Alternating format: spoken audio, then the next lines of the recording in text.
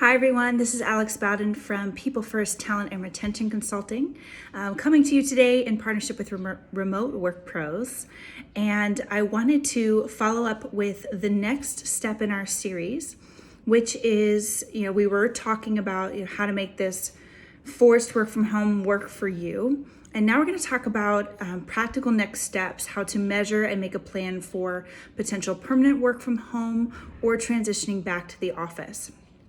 So we're just going to discuss part one today, and that's to enhance your focus on virtual communication and resources that support your managers and people during this time. So this is an ongoing adjustment, and to be able to see the return on investment regarding productivity of remote work, we had discussed some of those key factors and data and numbers in one of our previous videos. We need to be sure that we're allocating the right tools and resources for our people's success.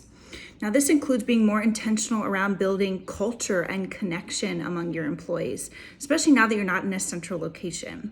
So how are you tackling this big question currently? Has the shift from remote work pushed you to reconsider your idea of culture, that it's not a place, it's people? Or on a greater level, has it pushed you to redefine it for yourself and for your employees? How have your business goals changed? How are you communicating these changes transparently? How are you reuniting your company behind an adjusted vision that's constantly changing? These are all questions that we need to be focused on asking ourselves and answering, especially as business leaders, to ensure cohesion and everyone running in the same direction to achieve results. Now, the next piece I want you to think about is that there are tons of ideas and free resources out there, both technological and interpersonal, to support remote work teams, managers, and individuals during this time and make it a smooth and productive experience for all. Things like Slack, Zoom, Microsoft Teams, Trello, etc. What online tools have you leveraged so far to allow remote workers to stay connected, organized, and deliver for your business? If you haven't yet explored some of those resources in depth, make sure that you assign someone to collecting data on the areas needing more support and researching tools that will make this time most productive for everyone involved.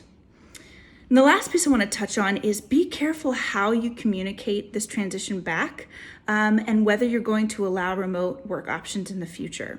We can no longer use the excuse that this doesn't work for our business, right? We've already shown that it's possible because we've had to make it work. And I have already had job seekers contacting me regarding their current organization not being willing to offer any flexibility in this area and then wanting to find a new company that will. So this is going to be a turnover and retention issue for all of us. We need to be thinking through this thoroughly, how we manage the transition back and what sort of flexibility we are offering around this moving forward, how we communicate it, what is the plan, what is the strategy. Let us help you strategize these gray areas for optimal success.